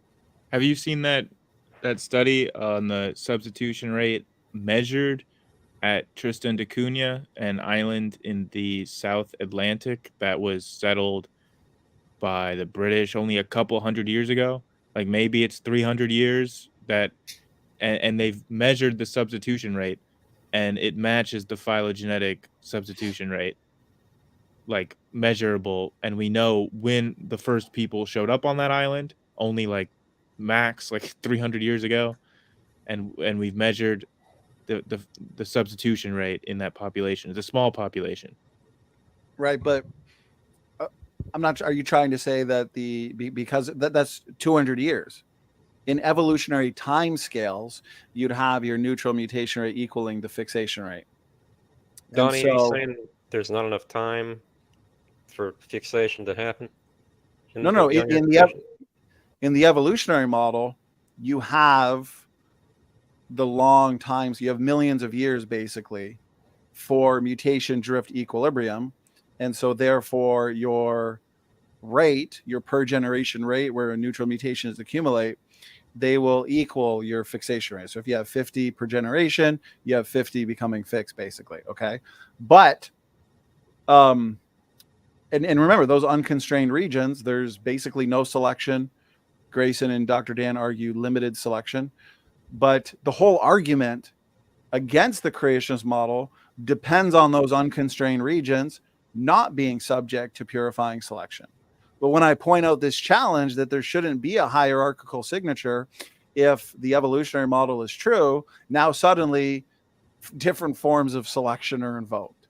No, sounds like the that's just not true. Cake and eat it too. No, yeah, like well, the objection. Dr. Dan was looking to the linkage blocks. Remember, he said if a deleterious mutation accumulates in one of these large linkage blocks that have accumulated neutral mutations over time, now selection removes that organism from the equation. Yeah, That's he's selection. just trying to be careful, like with his statements. Like the entire, like for the majority of neutral mutations, right? Like it's probably not going to be the case. I mean, for the majority of mutations, they're going to be neutral and they're not going to be under selection in non-constrained regions.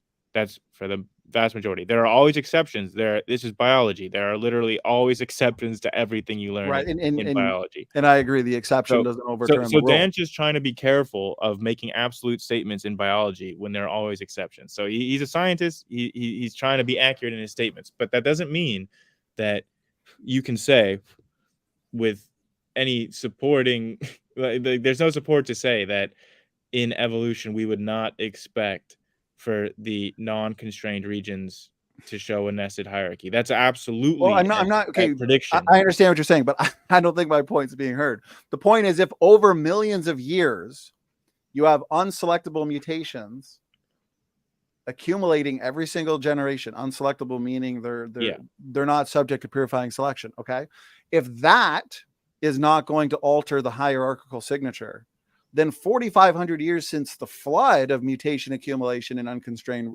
sequences is also not going to alter the hierarchical signature. Those hierarchies that were there at the flood are still going to be there 4,500 years later, even if several mutations have accumulated in unconstrained regions of the genome. That's my point. But the hierarchies of the mutations wouldn't have any reason to be there. There's not.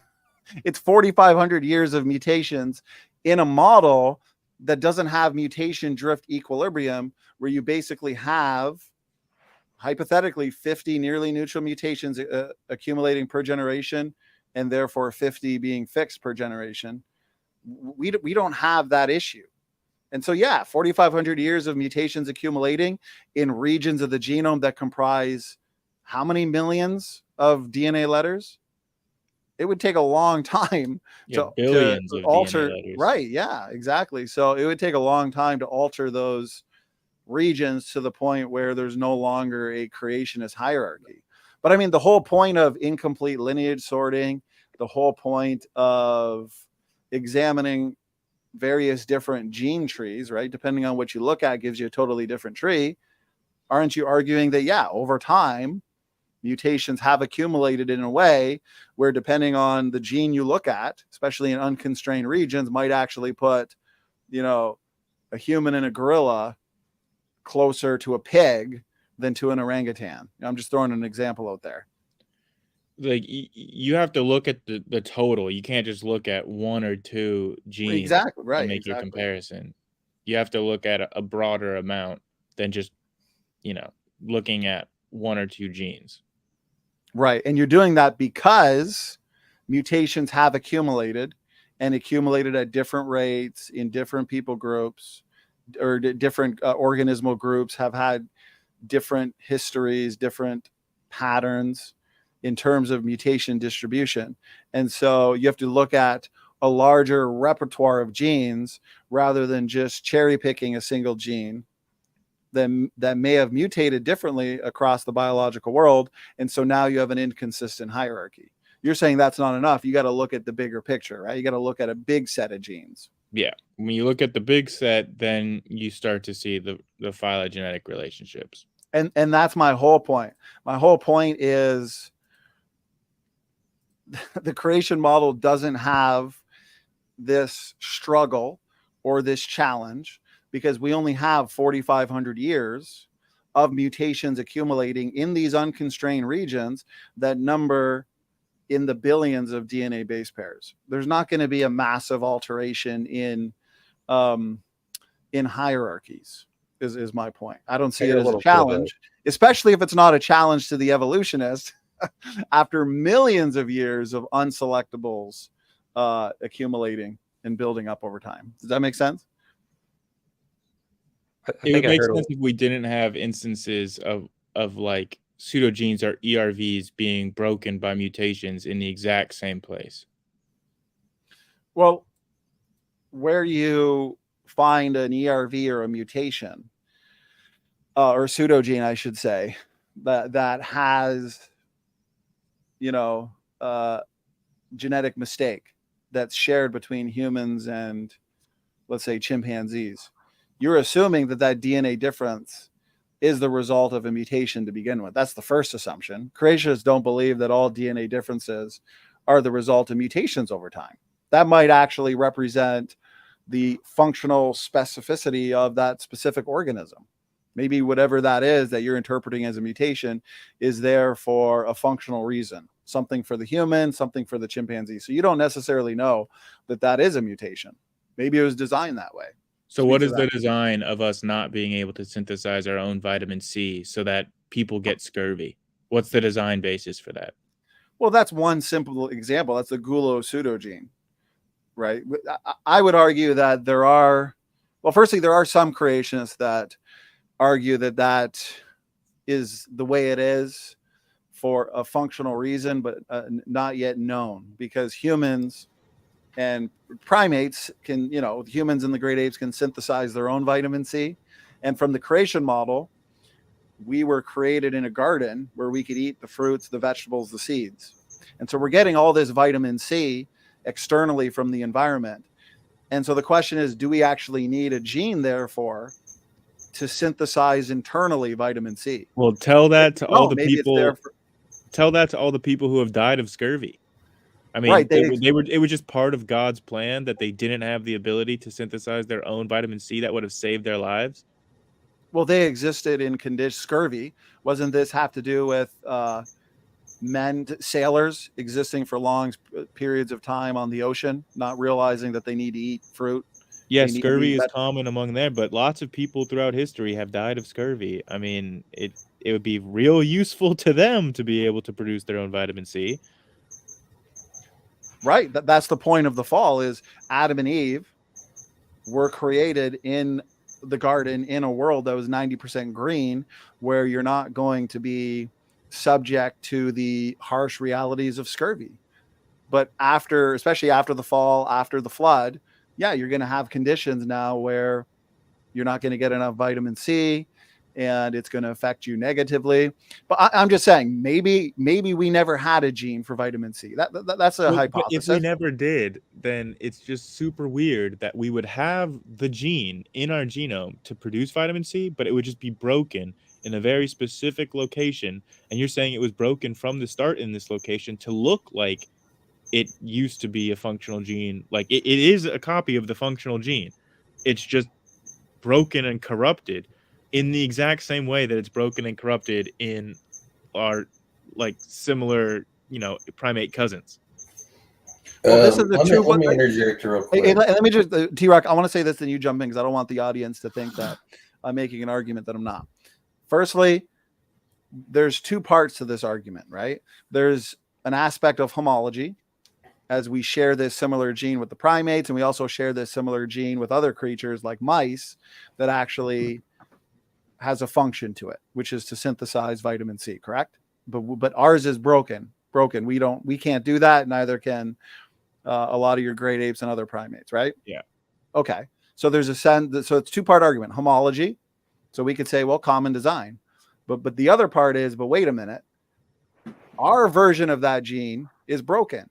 And it's also broken in much the same way in chimpanzees, but in an organism like a mouse, it's functional in producing vitamin C.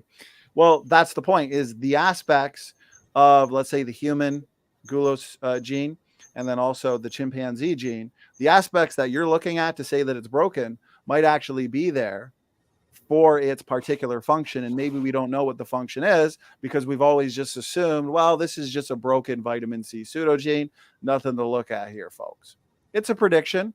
I'm not necessarily saying that that's the argument I hold to, because I do have a paper. For sake of time, I'm not going to pull it up right now. It's a really interesting paper. It's a really comprehensive paper, and it goes into all the different creatures in the biological world that have actually endured damage to their to their GULO gene that synthesizes vitamin C, to the point where many within the biological world can no longer synthesize their own vitamin C, and that gene was broken independently. And so there seems to be a hot spot there, basically, where it can break independently. But it's not broken in the same spot as it is with us and chimps and other Okay, primates. let me address that real quick. So Dan made is my audio coming in okay? Yeah. Yes, T-Rock, you take over. I'm going to run to the restroom. Okay, so Dan made a big point about mutations being probabilistic. So what that means is, for any given mutation, there is a specific probable cause for it. And if that's true, you can't have some kind of conundrum with us having a particular mutation in the same loci that a lower primate has, because they're probabilistic. That's what's supposed to happen there. What? Okay, I'm not sure if you know what that word means. If you're like, just based on what you're saying right now, it's not making a lot of sense, T-Rock. What does probabilistic mean to you? It means that there's a probability of a mutation happening at each individual spot. Like it's happening probabilistically. I don't think I would take it quite that way, because that's too generic. That's literally what it means. What I would say is that, for example, if you get exposed to asbestos, if 10 different people get exposed to asbestos, the mutations that you suffer are going to be very similar in all 10 individuals. No, because that's not how that's not at all what he's meant by probabilistic.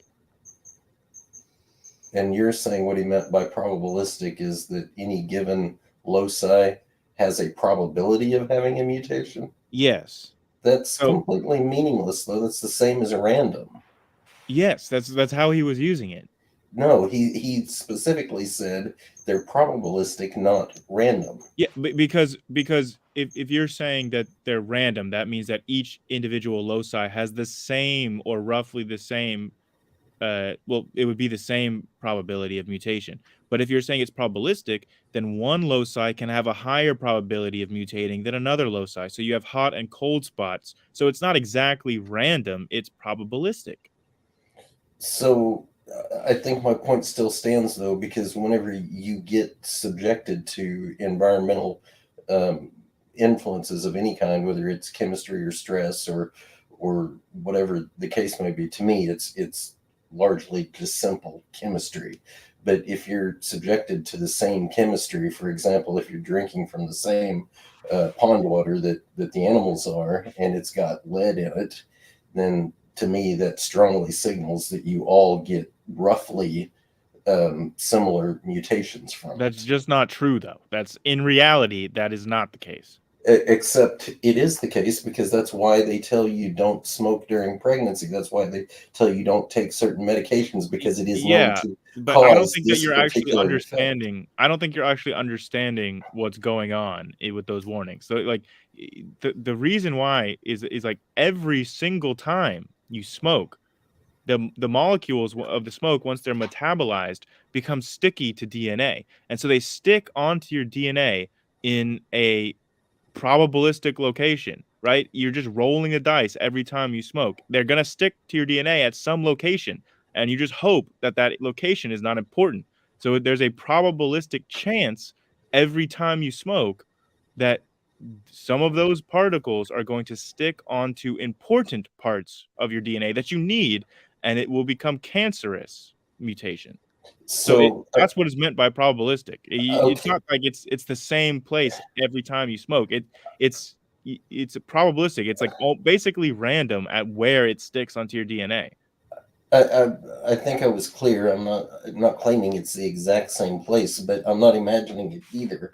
That you see it all the time. You see these commercials pop up that say, if you've taken such and such medication and you've experienced these specific symptoms, then you have the basis for a legal lawsuit. But the point is that they're identified by the specific effect that some medication has on everybody.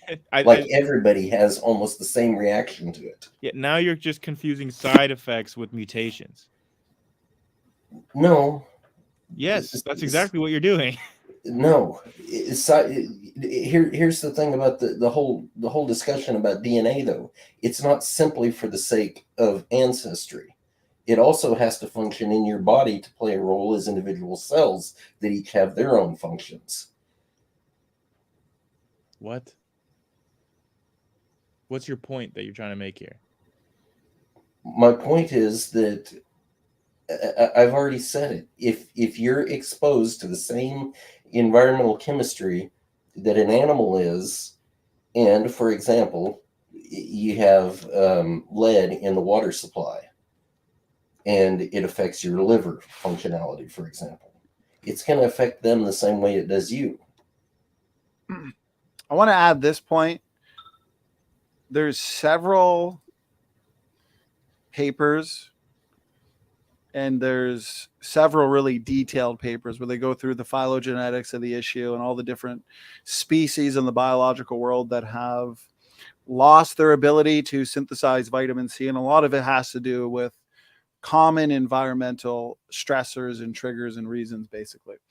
This one is just a simple breakdown in the abstract, but they point out here we review the genetic bases behind the repeated losses in the ability to synthesize vitamin C and their implication.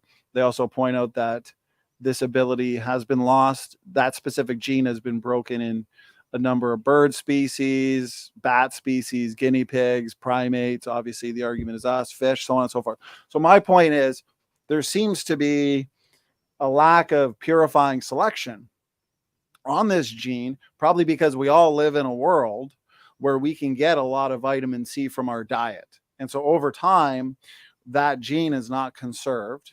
It's not subject to purifying selection because, okay, it gets hit with the deleterious mutations. Well, we can still survive.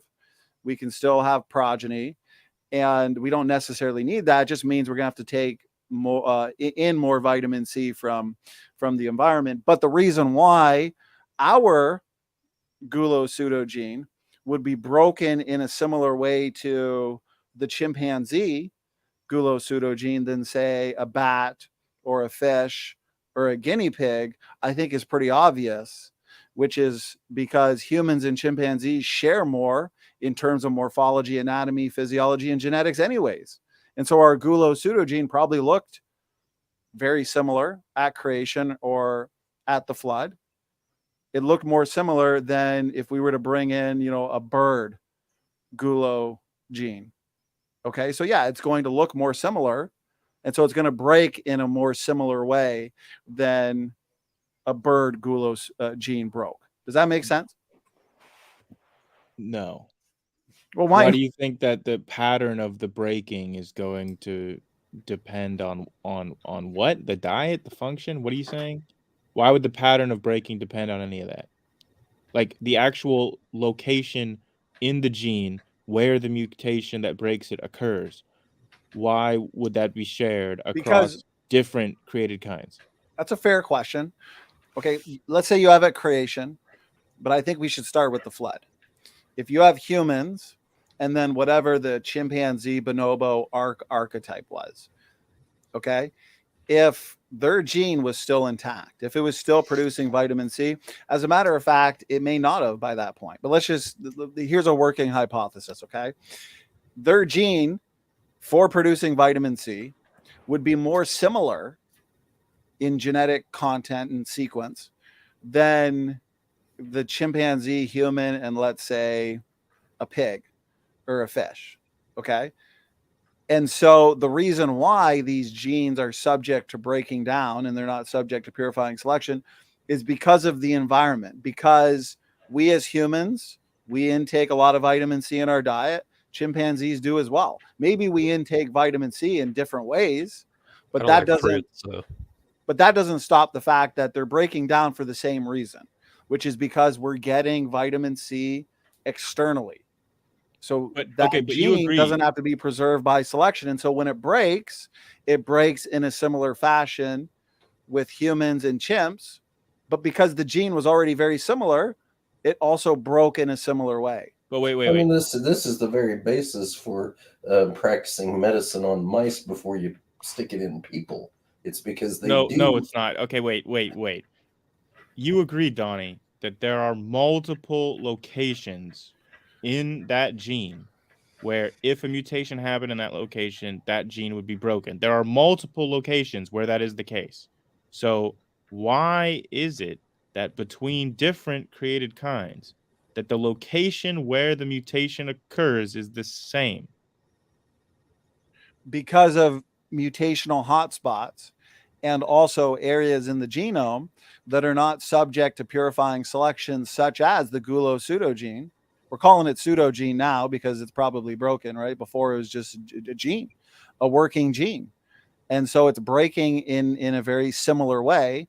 But I've got a whole slideshow here and I'm trying to find it. Feel free to speak as I find it, where your favorite geneticist, Dr. Jeffrey Tompkins, he looked at primate GULO pseudogenes, and they're not identical in sequence. There are some differences there. You know, they're not just 100% similar. And so they could have broken in slightly different ways, but still in more of a similar way than, let's say, a pig or a fish gene for synthesizing vitamin C. Go ahead, speak to that a little bit while I find this. Well, yeah, I think you're making my point is that, like, when you do a comparison across multiple species, the similarities shake out in a nested hierarchy predicted by evolution, even for like broken pseudogenes or ERVs or like lots of these more unconstrained regions of the genome. That's the whole point that we've been making. I doubt it. Time.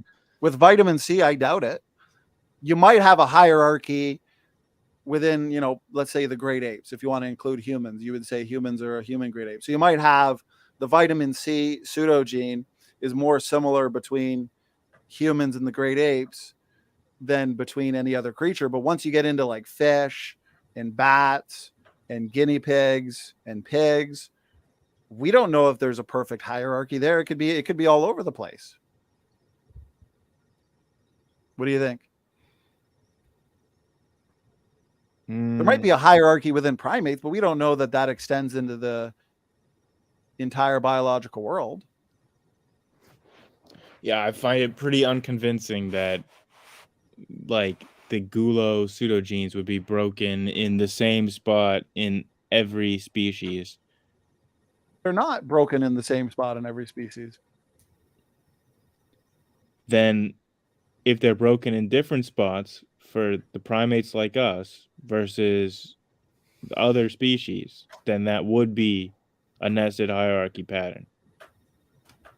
Because we would be more similar, our GULO genes would be more similar to the other primates in the breakage and less similar to more distantly related species in the actual breakage, not the actual like sequence of the GULO genes. We're just talking about the mutations that have occurred in that gene.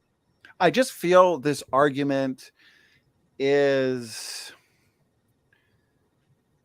it's kind of a desperate argument, because we understand, I mean, right here on the screen, degradation of the GULO gene in a wide array of animals or mammals and birds. It's a common occurrence. So who cares if our GULO gene is broken in the same way as a chimpanzee GULO pseudogene? It what does that prove?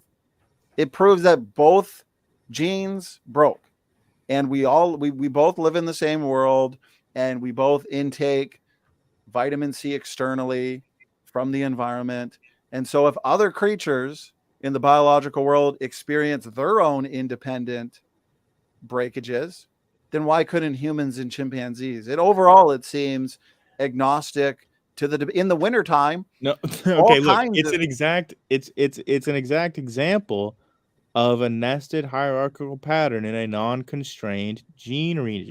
But again, the human and the chimpanzee share more already in anatomy, morphology, physiology, and genetics than a human, a chimpanzee, and a fish. And so of course, that pseudogene is going to look more similar between a human and a chimp than if you bring in a pig or if you bring in a fish. I don't see why this is a problem. Before you speak, T-Rock, and then you speak as well, Grayson, this is Dr. Tompkins' analysis. I don't know how accurate it is, but he points out that when he compared the chimpanzee and gorilla, you know, the certain the 28,000 and so on bases of GULO region is only 84% and 87% identical to chimpanzee and gorilla.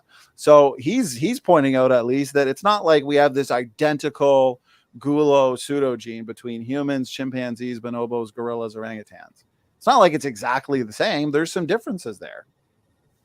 And maybe that's because of separate ancestry. Go ahead, speak to that a bit. So if we stop talking mutations for a minute and talk instead about dietary common sense, you can kind of analyze this from the opposite end of the spectrum. Instead of talking about mutations and genes that are broken, you can instead say, okay, if I can eat vitamin C and get a benefit from it, and a chimp can eat vitamin C and get a benefit from it, and a rabbit can eat vitamin C and get a benefit from it, it's obviously that the chemistry of vitamin C is doing something very similar in all three organisms, despite them being vastly different to each other.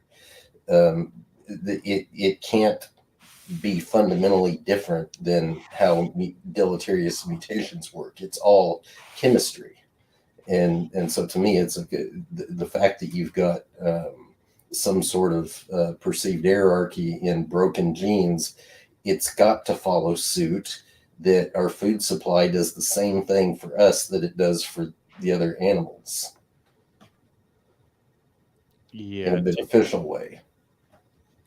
How is that relevant at all to what's being discussed?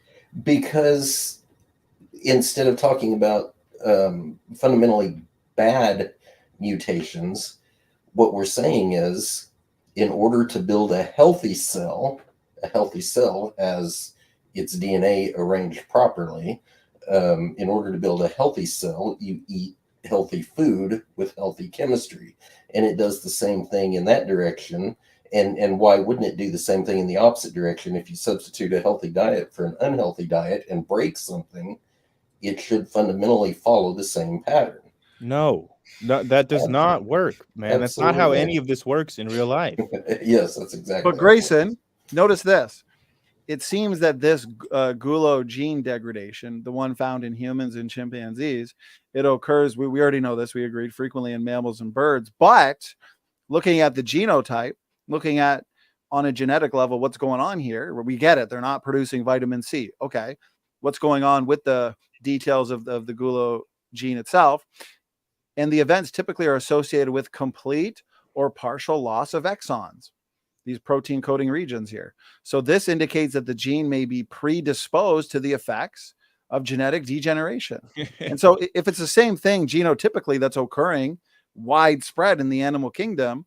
And within I all just those I want to creatures, address this. yeah, go ahead. Okay, so again, this is obviously a biased source. We know it's from answers in Genesis, but moving beyond that to what it actually says and what it leaves out, which is very, very important that it leaves out here, is the pattern of breakage. How is this breakage actually occurring? Where are the mutations that are causing this breakage in the GULO gene? They completely ignore that. No, he goes into it in detail over here. I showed you the 13,000 bases upstream of the human GULO region corresponding. He goes in, it's only 68%, 73% identical to chimpanzee and gorilla. He goes into the 6 exon regions. Have you read this specific paper at all? How is that addressing it, though? Because he's showing that all the GULO gene, also the bases upstream, the bases, around it in general, they're not like they're identical. It's because the way you evolutionists frame this argument, it's like, okay, we've got homology. You got this pseudogene in humans, pseudogene in chimpanzees, and it's broken in the exact same way. It's literally identical. It's almost like if we had 2 essays and there was an identical mistake, on page 3 in one and page 3 in the other. That's how you're framing it. But when you actually look at it and all the details on on the genotype, then there's also differences. It's not like it's broken in exactly the same way. It doesn't none look of this identical. is saying that, though. I feel like you're equivocating what's on this screen right now to saying that they're broken in different ways, which it absolutely doesn't say anything of the sort. Are you saying they're not talking about the mutations that broke the gene in this analysis? Right, he's talking about the bases upstream, the surrounding region, yeah, all the details of what's going on in. So they're not talking about where the location of the actual mutations that cause the breakage are. They're just obfuscating it by talking about other metrics of just looking at the total similarities. Nobody's saying that these are identically similar in the whole gene sequence. Right. What's similar is the location of the mutation that caused the break. I just find it funny that now, after we've discussed the unconstrained regions and the hierarchies that supposedly shouldn't be there if young Earth creation is true, now we're just focusing in on just one pseudogene that may or may not be representing a broken gene. It probably is representing a broken gene, or maybe humans never actually had a gene to produce their own vitamin C, because again, from the young Earth creation starting point, Adam and Eve are thrown into a garden with plenty of fruits, plenty of vegetables. You got the seeds as well. And so why do they need a gene to produce vitamin C? Maybe that gene is there for another function, and maybe whatever that function was, maybe that's been degenerated over time. I don't know. That's a prediction. Maybe it needs to be tested. But worst case scenario, even if it is a broken vitamin C synthesizing gene, who cares? All kinds of creatures in the biological world experience mutations and degradation of that same gene independently, not even related to ancestry. But the reason why the chimp and human is more similar in its breakage is because they're more similar anyways. It's not a surprise to me, but anyways, go ahead. Yeah, I just don't think that logically follows. Just because they're similar, if you actually look at the probabilities of where such a mutation that could cause a breakage could occur, you can still calculate the probabilities. It's not going to be 100% that you're going to get the same in each species. And so for each species, you'd have to calculate the probability of that mutation occurring in that location, and then multiply it by all the other species that you have the same breakage location in. And that lowers the probability each and every time to the point where I don't think it's statistically going to be very high that we get the outcome that we observe today. It's not. It's one gene. I don't know why this is coming down to. It's one gene that produces vitamin C, and it broke in humans and chimpanzees because we're getting enough from the environment. So it broke in the same way. I don't know why this is statistically implausible. Let me ask a question real quick. Go ahead, Jackson. Oh, I just said I don't eat any fruit. I don't get enough vitamin C. I was making a joke. Go ahead. See, now, Jackson, you would benefit from that GULO gene being turned back on and working for you. So let me ask a question, because I don't really know the answer, but it's my understanding that like dogs do synthesize their own vitamin C, right? Is that correct? Not sure.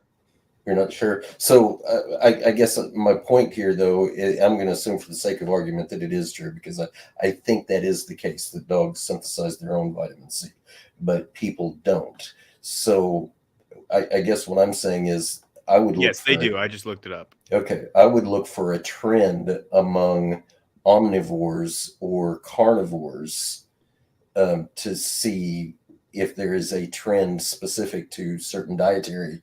If you want, lanes. I can show you a paper where it shows that there's no trend among like the diets of whether or not the vitamin C gene is going to be broken.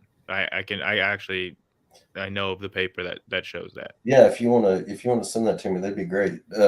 What I often find is that the detail isn't quite specific enough to really put it together. Maybe it is. I've never seen this paper. I'm not trying to make a claim about that paper one way or the other. Obviously, I haven't seen it. But my point is that in humans, we've always had a heavy diet base. Our diet's been heavily based on agriculture, which means we eat, wheat and corn and tomatoes and all that kind of stuff. Whereas animals in the wild tend to go different directions. So you can have animals if they maintain a heavy plant-centered diet. I would suspect that they don't have a need to produce their own vitamin or synthesize their own vitamin C the way dogs do. Which is exactly what I would suspect with primates. I would like chimps and gorillas. I suspect the vast majority of their diet is plant-based. Yeah, that's exactly why we can tolerate a loss in our vitamin C synthesis, obviously, because it's being made up for in our diets. So that's why that it's less constrained. That's why the mutation could happen without a huge impact on our fitness. That's why the mutation could reach fixation without having catastrophic effects, because we can substitute vitamin C in our diet. That's why this sequence is not constrained. According to your model, when did this genetic mistake become fixed? I don't know. Because for us, we have, after the flood, 8 people, right? And so let's say the gene broke pre-flood, or even post-flood during that first 500 years after the flood, it could easily become fixed where every single human being has it. And now people spread out to all parts of the globe, taking that genetic mistake with them, where today every single person has it. But according to the evolutionary model, that person who would have got that genetic mistake, basically that mutation, where they can no longer synthesize vitamin C, they'd be the ancestor of all people today. For all people today to have the vitamin C pseudogene, basically, for it to be broken, that'd be a near extinction event. That'd be catastrophic. I would hypothesize about it similar to what you're saying, Donny, but I would hypothesize about the whole brokenness of the gene. Very different. I would say that it's probably in its natural state, because we are intended to have a plant-based diet, and it's probably lost its ability to adjust for a heavy meat-based diet. In other words, it is the way it's supposed to be, but it's lost its ability to compensate for you if you happen to develop a population that's heavily dependent on meat and with a very low dependency on plants. Well, I know Chris Roop and Dr. Sanford in Grayson's favorite book, Contested Bones, they predict that it was never there for vitamin C synthesis, that it has an entirely different function that's specific to humans. There's been one other creationist. He put out a technical article where he actually suggested what that function might be. I don't have the technical article on me currently, so I can't remember what that function is. But that is a possibility. And from the separate ancestry starting point, if Grayson were to steel man the model, then it does kind of make sense that for humans, at least, maybe we never had a gene to synthesize vitamin C if we never really needed to synthesize vitamin C because we're just getting a ton externally from the environment. Okay. It's after 1 a.m. my time, so I'm gonna head out. But I will just, for my closing remarks, Yeah, do your closing. I will say that if we never had the ability to synthesize vitamin C, then I would need a sufficient reason to explain why humans and the other great apes have the breakage in similar locations for this gene. I would need a sufficient reason. So if the speculation is that this gene was never intended to synthesize vitamin C, I hear what you're saying, that there's predictions that we could find some other function for it. Maybe even some people have predicted what a possible function for it could be. I don't know. I haven't seen that. But I would need to see the evidence. I would need to see, put up or shut up, basically. I would want to see the evidence that this what looks exactly like a vitamin C synthesizer that's broken. I would need to see what the evidence is that it does actually have a function, and I would need to know what that function is. So if there's evidence for that, before you I'm leave, open to changing my mind. Before you leave, I want to say one quick thing to wrap up the main topic of tonight. I think I'm going to retitle the show because I think we had a good discussion on unconstrained sequences and the hierarchies they followed into. I want to give you the last word. So I'm going to say something. T-Rock, you say something. No, wait. I'll say something. Then Jackson, you say something. Then T-Rock, then Grayson. Donny, Let's all make I'm it quick. tired, man. Okay, fine. Before you leave, I'll say one thing and then you can have a last word if you want. But I just want to say, I think whether it does have an unknown function, it was designed for something different, or it's the result of a mutational hotspot, a gene that's prone to breaking down. I think it's agnostic. You disagree, that's fine. When it comes to the unconstrained sequences and the hierarchies, I don't believe it's a challenge for the creationist position. As a matter of fact, if it is a challenge at all, it's more of a challenge for the evolutionary model because you have those long time scales, okay? For the creationist model, we have 4,500 years for those hierarchies to alter in light of mutations in unconstrained sequences. For much of the same reasons that you look to and Dr. Dan look to, it's not going to alter the hierarchies in 4,500 years. Like, let's get real. Mutations will accumulate, but they're not going to accumulate that many in sequences of the genome that comprise billions of a billion plus DNA letters. Anyways, so I don't think it's a challenge. I think it's been answered. That's my last word. Grayson, go ahead. You have your last word. If you wanted to add anything, then you can leave. Then we'll let T-Rock say something, and then Jackson Rowe gets the final last word. Go ahead, Grayson. Yeah, okay. So I see no reason to assume why we would start with a pattern of nested hierarchies in non-constrained regions. I mean, that doesn't make sense to me. I mean, there's no common design principles really that explain that to me. I mean, maybe in a future discussion, you can try to explain that one to me. I don't get it. But again, as we saw with the GULO gene example that we went through, it's not just the nested hierarchical patterns in these regions. It's the nested hierarchical patterns of mutations in these regions as well. So that was the point of us going off on that side tangent about the GULO genes. Again, I don't think that your little rhetorical trick of trying to switch it around and trying to make it a problem for evolution and not creation, I really don't think that there's much substance there, but beyond the rhetoric, I do think that it's a significant problem for the creation model, and I think that it's in line with exactly what we would expect for the evolution model. So I'm just going to leave it at that. Good night, gentlemen. Okay, Grayson, Good night. thanks for joining. Always appreciate it. You have a good night. Go get some sleep. You got a busy day tomorrow. T-Rock, final words, final thoughts, my brother?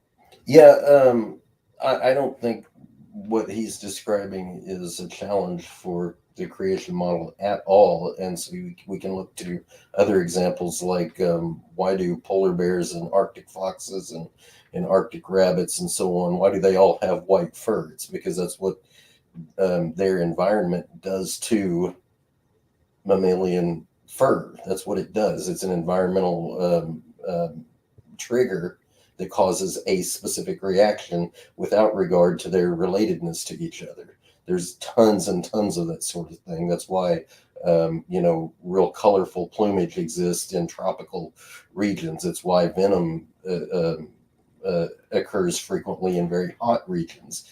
That's just natural environmental chemistry.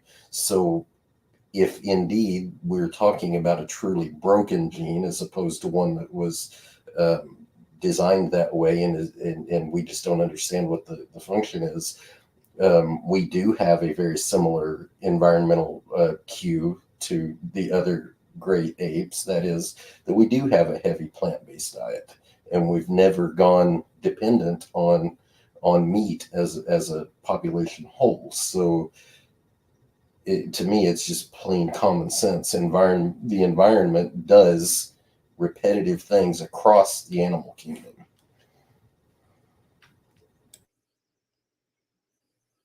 Rock, appreciate it, my brother.